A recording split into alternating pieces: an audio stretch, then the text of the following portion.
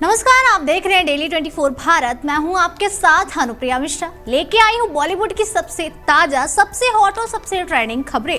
Film stars, विवाद या web series, हर update मिलेगा यहीं एंटरटेनमेंट के पूरे तड़के के साथ। तो चलिए शुरू करते हैं आज का धमाकेदार एंटरटेनमेंट बुलेटिन। यो हनी सिंह का नाम और विवाद मानो जैसे साथ साथ चलता हो। दिल्ली के एक लाइव कॉन्सर्ट में सिंगर ने मंच से ऐसा ओटीटी टाइप कमेंट उछाल दिया कि सुनने वालों की होश उड़ गए। वीडियो सोशल मीडिया पर पहुंचते ही हंगामा मच गया। कहीं गुस्सा, कहीं ट्रोलिंग और कहीं #बायकॉट हनी सिंह तक ट्रेंड होने लगा। मामला हाथ से निकलता देख हनी सिंह को कैमरे के सामने आकर सफाई देनी पड़ी। माफी वाले वीडियो में उन्होंने कहा, मैं उस शो में सिर्फ एक गेस्ट गया था।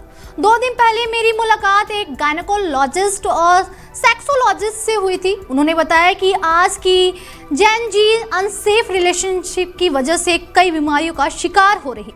जब मैंने कॉन्सर्ट में यंग ऑडियंस देखी तो सोचा उन्हीं की भाषा में उन्हें समझा दूं कि सेफ्टी जरूरी है।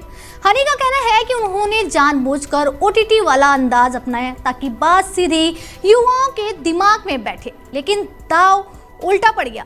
उन्होंने माना मेरे शब्दों का चुनाव गलत था, कई लोगों की भावनाएं आहत हुई। इसके लिए मैं दिल से माफी मांगता हूं। आगे से अपनी भाषा पर पूरा कंट्रोल रखूंगा। सोशल मीडिया पर अब 2 सीन बन गए। एक तरफ यूजर्स कह रहे हैं भाई ये कॉन्सर्ट था, ज्ञान क्लास नहीं, तो दूसरी तरफ फैंस डटे हैं यो ने माफी मांग ली, बात खत्म। अब देखना दिलचस्प होगा कि ये तूफान यही थमता है या फिर हनी के लिए ये विवाद अभी और रिमिक्स होना बाकी है। नमस्कार, सत श्री अकाल। मैं आप सबसे कुछ बात करने आया हूँ। अभी सुबह से मेरा एक वीडियो इंस्टाग्राम पे बहुत वायरल किया जा रहा है एडिट करके, जो काफी लोगों को काफी आपत्तिजनक लग रहा है। मैं आपको उसकी पूरी कहानी बताना चाहता हूँ। मैं ननकू और करुण के शो पे सिर्फ एक गेस्ट था और तकरीबन इस शो पे जाने से 2 दिन पहले ही मैं कुछ गायनेकोलॉजिस्ट और कुछ सेक्सोलॉजिस्ट के साथ मेरा लंच था, तो उनके साथ मेरा जिक्र चल रहा था और उन्होंने मुझे बताया कि आजकल जो युवा पीढ़ी है वो सेक्सुअली ट्रांसमिटेड डिजीज से बहुत पीड़ित है और ये चीज बहुत ज्यादा चल रही है और बहुत लोग अनसेफ सेक्स कर रहे हैं। तो मैं जब इस शो पे गया, मैंने जब जेनजी ऑडियंस देखी तो मेरा सोच थी कि मैं एक जेनजी को उन्हीं की भाषा में एक मैसेज दे जाऊं कि आप अनप्रोटेक्टेड सेक्स ना करें, कॉन्डम का इस्तेमाल करें। लेकिन मैंने सोचा कि मैं ओटीटी की भाषा में, जिस तरह की आजकल ओटीटी और फिल्में जेनजी देख रहा है, उस भाषा में बात करूंगा तो इनको ज़्यादा समझ में आएगी। लेकिन वो भाषा कईयों को बहुत बुरी लगी। मैं आप सबसे माफ़ी मांगता हूं जिनको मेरी वो भाषा बुरी लगी। मेरा किसी को ठेस पहुंचाने का कोई मकसद नहीं था और इंसान एक गलतियों का पुतला है। मैं कोशिश करूंगा आज के बाद ऐसी गलती दोबारा ना हो। मैं अपनी ज़बान पे नियंत्रण रखूंगा जब मैं कोई बात बोलूंगा और किसको बोलूंगा और किस तरह बोलूंगा, और मेरे को इस चीज़ का ख्याल रहेगा कि ये बात एडिट होके एक गलत तरीके से भी वायरल की जा सकती है। सो बहरहाल आप सबसे माफ़ी। आपका अपना यो हनी सिंह, इसी तरह प्यार देती रहिए। भोजपुरी और टीवी की ग्लैम क्वीन खुशी मुखर्जी इस वक्त ऐसी कानूनी पीछ पर फंस गई जहां बॉल मनोरंजन की नहीं, सीधे कोर्ट कचहरी की घूम रही है। मामला जुड़ा है टीम इंडिया के T20 कप्तान सूर्य कुमार यादव के नाम से और दांव पर लगे हैं पूरे 100 करोड़ रुपए। जी हां, पूरे 100 करोड़।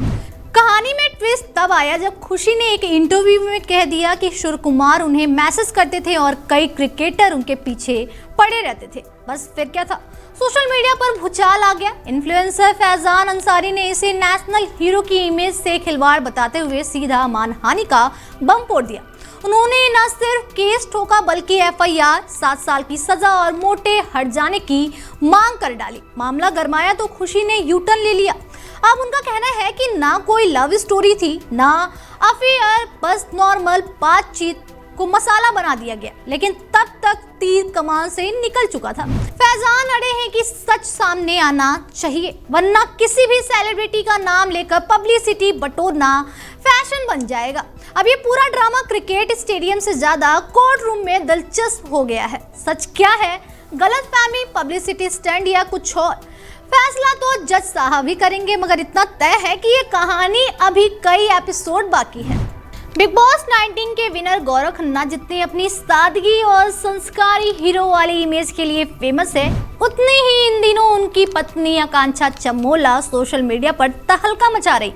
वजह है उनके कातिलाना डांस मूव। मौका था आकांक्षा के बर्थडे बैश का, जहां गौरव ने पूरा फिल्मी सीन क्रिएट कर दिया।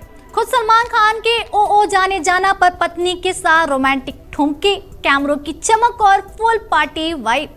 लेकिन असली धमाका तब हुआ जब आकांक्षा का चिकनी चमेली वाला वीडियो वायरल हो गया।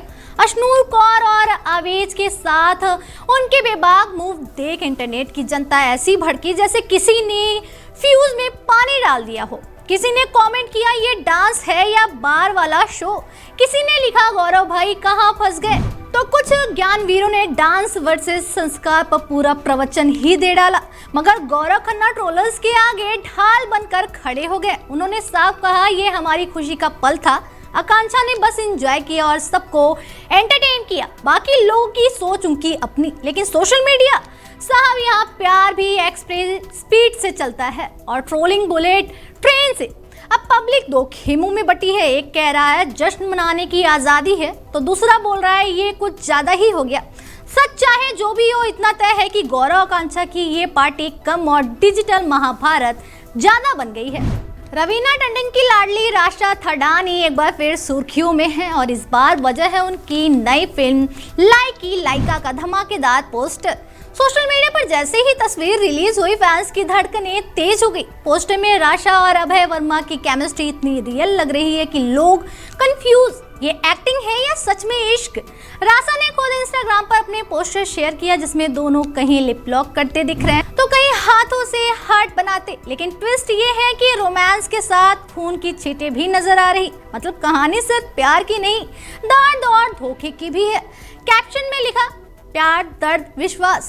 बस यहीं से फैंस ने अंदाजा लगा लिया कि फिल्म रोमांस के साथ जबरदस्त थ्रिलर का तड़का देने वाली है। ये फिल्म राशा के लिए करो या मरो जैसी है, क्योंकि इनकी डेब्यू फिल्म आजाद बॉक्स ऑफिस पर आधे मुंह गिरी थी। 80 करोड़ लगाकर कमाए सिर्फ 10 करोड़। हाँ, उनके डांस नंबर अम्मा ने जरूर तारीफें बटोरी। अब राशा नए अंदाज, नए हीरो, नए दांव के साथ मैदान में उतर रही। डायरेक्टर सौरभ गुप्ता की यह फिल्म इस साल गर्मियों में रिलीज होगी। सवाल बस एक, क्या राशा अभय की जोड़ी दर्शकों के दिलों में जगह बना पाएगी या फिर ये भी फ्लॉप लिस्ट में एक और नाम जोड़ देगी। फिलहाल तो पोस्टर ने माहौल पूरा लाइका कर दिया है। स्माइल किंग कार्तिक आर्यन इन दिनों अपने डिंपल से ज्यादा अपने दिलदार फैसले को लेकर सुर्खियों में है। वजह बनी उनकी क्रिसमस रिलीज तू मेरी मैं तेरा तू मेरी, जो बड़े सपनों के साथ आई, लेकिन बॉक्स ऑफिस पर ऐसी फिसली कि 90 करोड़ के बजट में सिर्फ 49 करोड़ ही बटोर पाई और यहीं से शुरू हुआ असली हीरो वाला सीन। खबर है कि कार्तिक ने फिल्म के घाटे को देखते हुए अपनी करीब 15 करोड़ रुपए की फीस वापस लौटा दी, जबकि उन्होंने इस प्रोजेक्ट के लिए लगभग 50 करोड़ चार्ज किए थे। जहां इंडस्ट्री में फ्लॉप का ठिकरा डायरेक्टर राइटर पर फोड़ने का रिवाज है, वहीं कार्तिक ने उल्टा प्रोड्यूसर का हाथ थाम लिया। बी टाउन में इस कदम को जिम्मेदार स्टारडम का नया मॉडल कहा जा रहा है। इसी बीच करण जौहर से कोल्ड वॉर की खबरें भी उड़ी, मगर अंदर की गपशप कहती है कि दोनों के बीच सब चंगा है और फिल्म नागजिला पर काम फुल स्पीड से चल रहा। वैसे ये पहली बार नहीं, शहजादा के वक्त भी कार्तिक ने कुछ ऐसा ही बड़ा दिल दिखाया था। अब आगे उनकी झोली में भूल भुलैया 4, नागजिला और तू मेरी जिंदगी है जैसे बड़े प्रोजेक्ट हैं। सवाल बस एक, क्या ये गुड बॉय इमेज उन्हें बॉक्स ऑफिस का नया बाहुबली बना देगी या रोम कॉम का ये झटका लंबा हैंगओवर दे जाएगा। फिलहाल बी टाउन में कार्तिक का ये रिटर्न गिफ्ट हॉट केक से भी ज्यादा गर्म है।